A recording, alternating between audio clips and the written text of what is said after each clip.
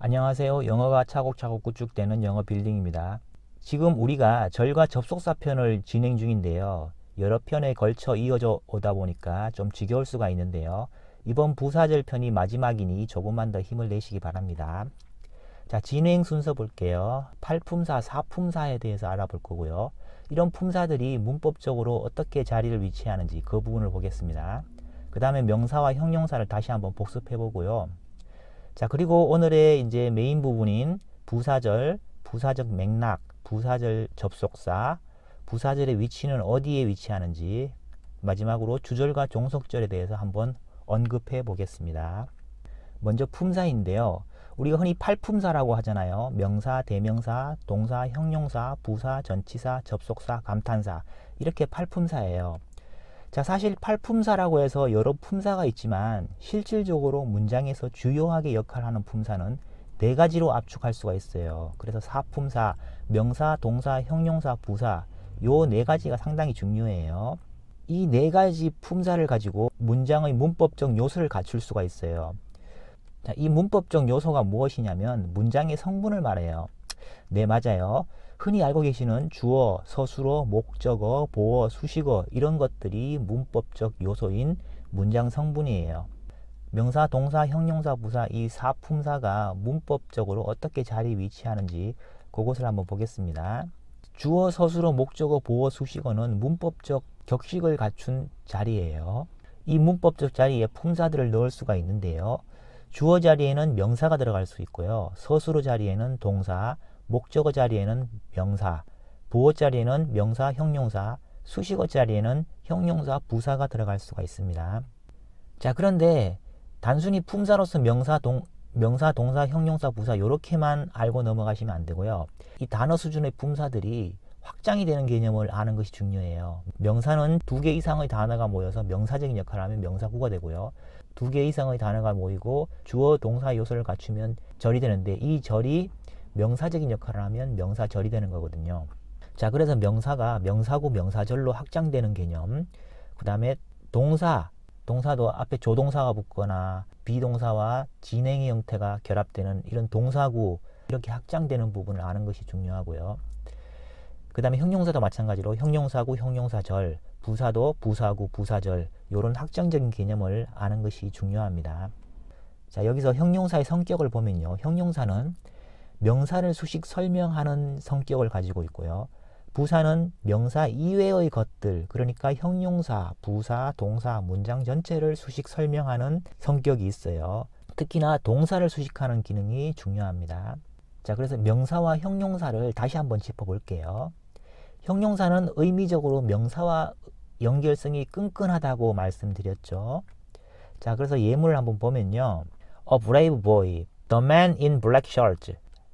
자, brave boy에서 boy가 명사인데 앞부분에 brave 형용사가 붙어서 형용사가 이 명사를 설명해주고 있죠.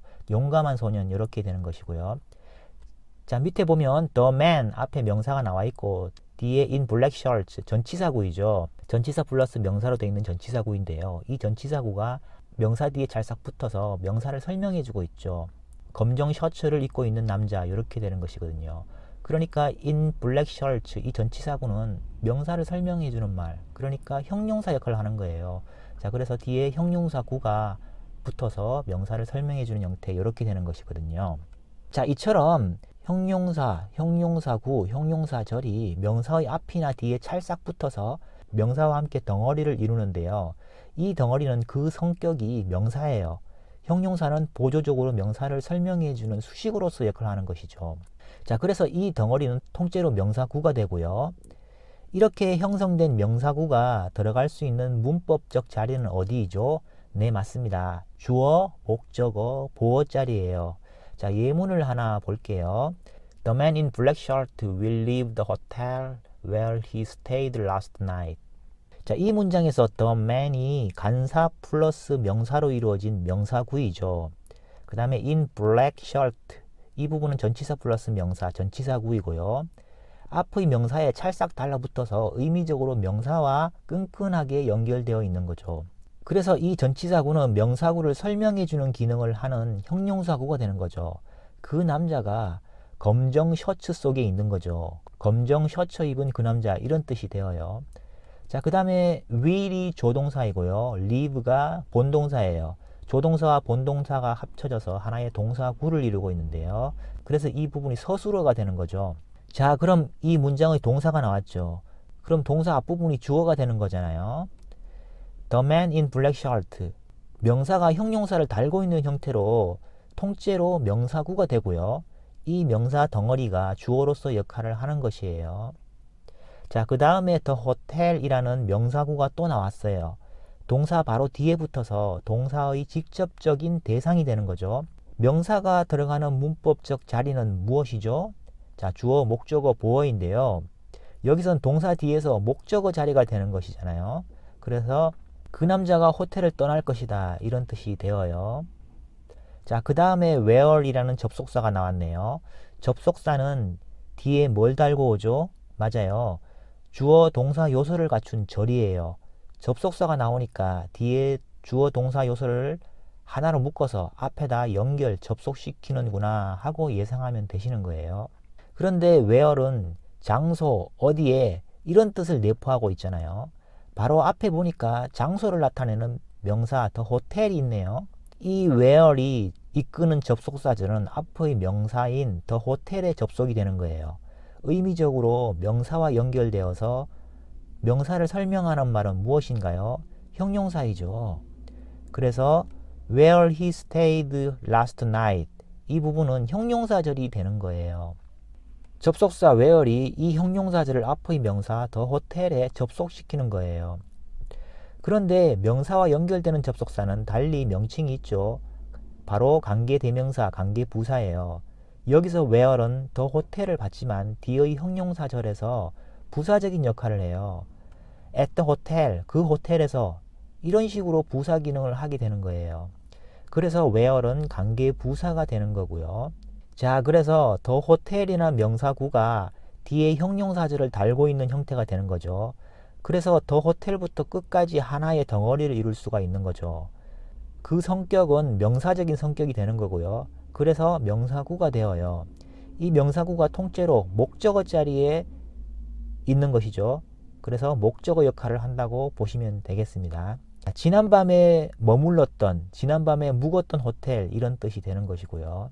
자, 그래서 전체적인 뜻을 보면 검정 셔츠 입은 그 남자는 호텔을 떠날 것인데 그 호텔은 어떤 호텔인지 where 설명해 주는 거죠. 그 호텔은 그가 어제 묵었던 호텔이다 이런 뜻이 되겠습니다.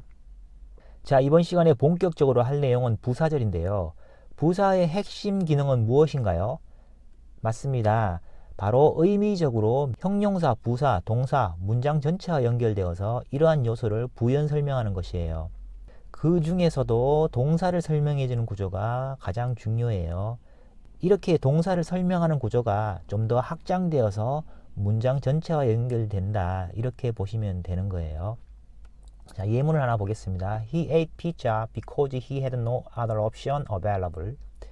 여기서 보면요. he가 주어이고 ate가 동사. 자, 그래서 그가 먹는 행동을 하고 있죠. 자, 그가 먹는 행동인데 이 행동이 가장 직접적으로 연결되는 것은 무엇일까요? 가장 직접적으로 연결되어서 영향을 주는 요소.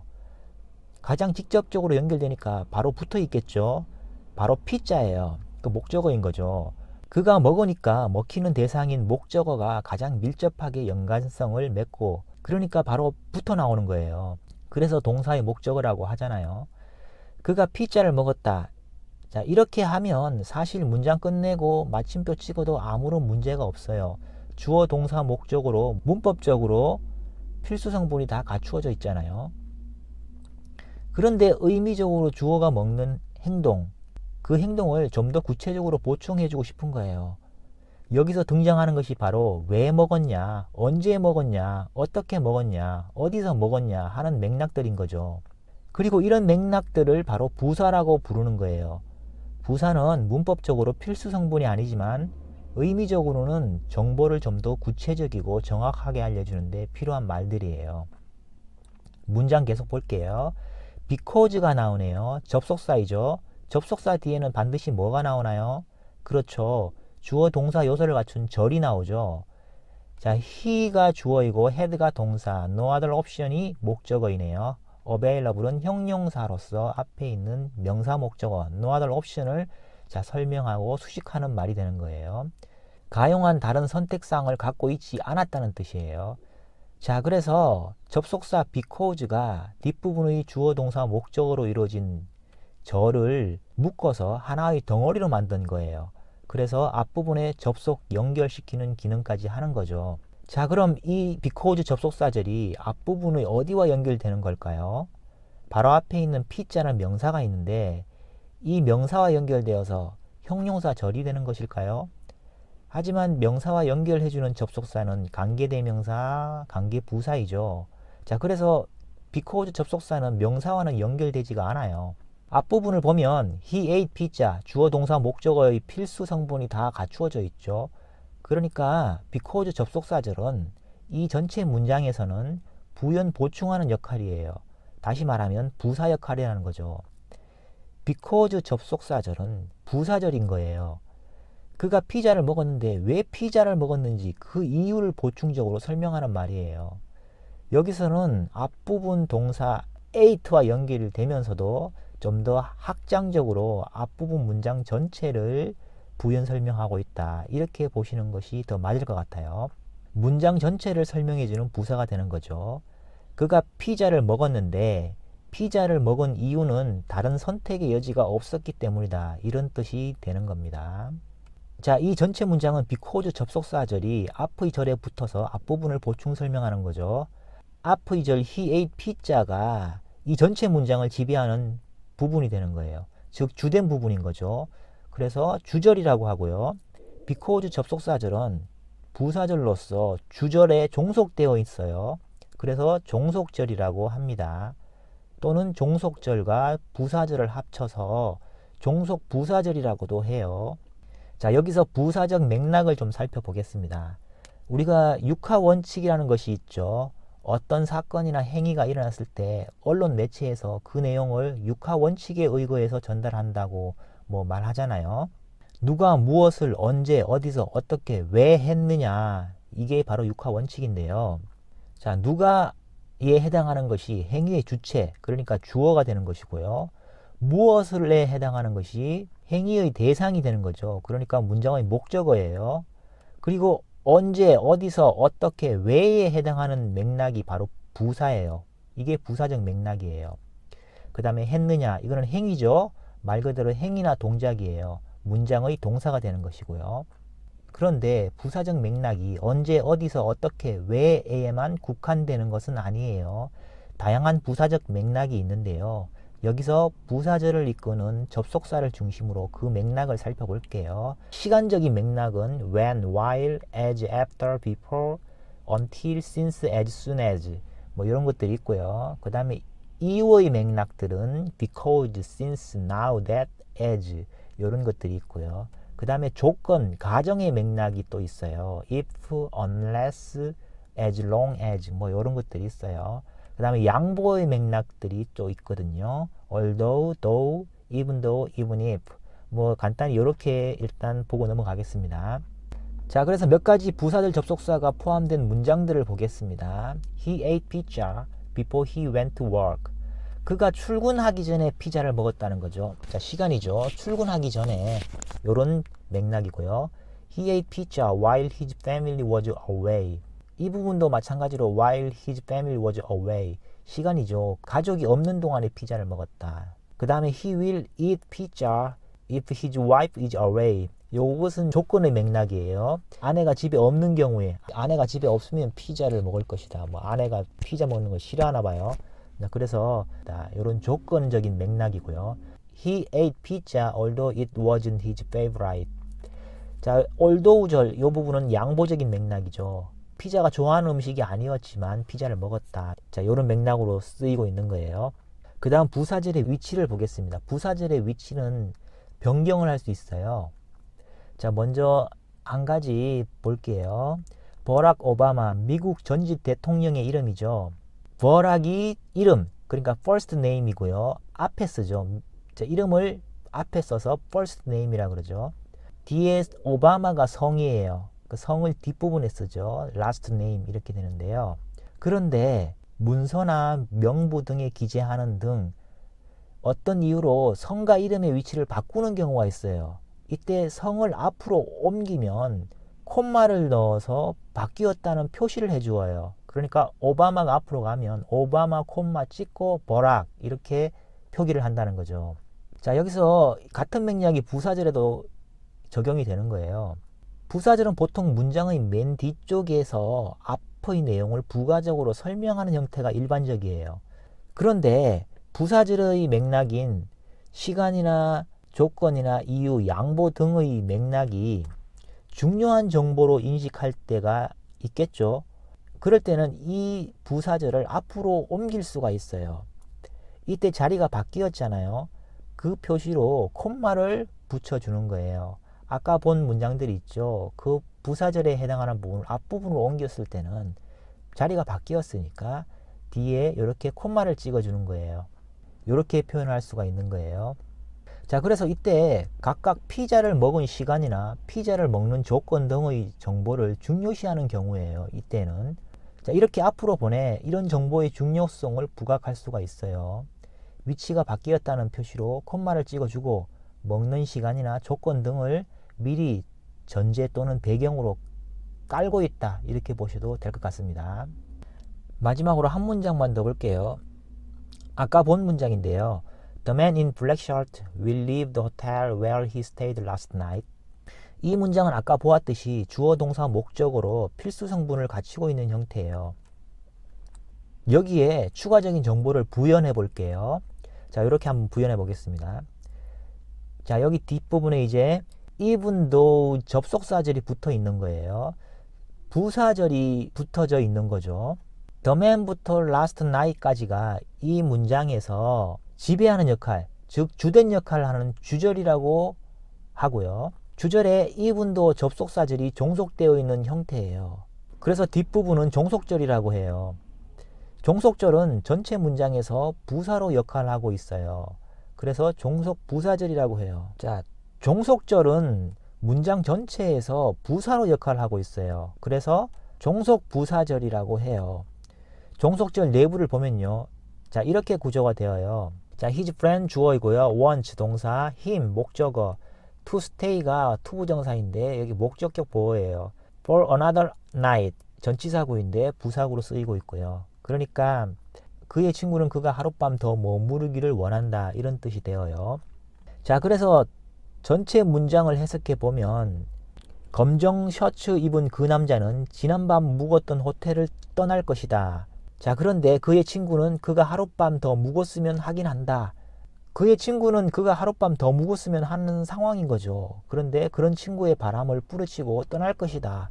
뭐 이렇게 뉘앙스가 되는 것 같아요. 자, 오늘 절과 접속사편 마지막 시간으로 부사절에 대해서 살펴보았어요. 우리가 이제까지 살펴본 것은 세세한 문법 사항은 아니고요. 개별 나무를 관찰하기보다는 활엽수나 침엽수 그리고 기타 식물군이 어떻게 숲을 이루고 있는지 그 전체적인 부분을 살펴본 것이에요. 명사, 동사, 형용사, 부사는 각각 기본 성격이 있는데요. 이러한 각각의 성격에 따라서 서로 결합하거나 아니면 독립적으로 문법적 자리, 그러니까 주어, 서술어, 목적어, 보어에 이 자리를 차지하고요. 그렇게 주어, 서술어, 목적어, 보어가 다시 서로 연결되어서 문장을 만들게 됩니다. 바로 이 문장이 의사소통, 정보 전달의 가장 기본 다리가 되는 거예요. 이번 영상은 여기까지 할게요. 다음에 좋은 내용으로 또 찾아뵙겠습니다. 도움이 되셨다면 구독과 좋아요, 댓글 부탁드릴게요. 감사합니다.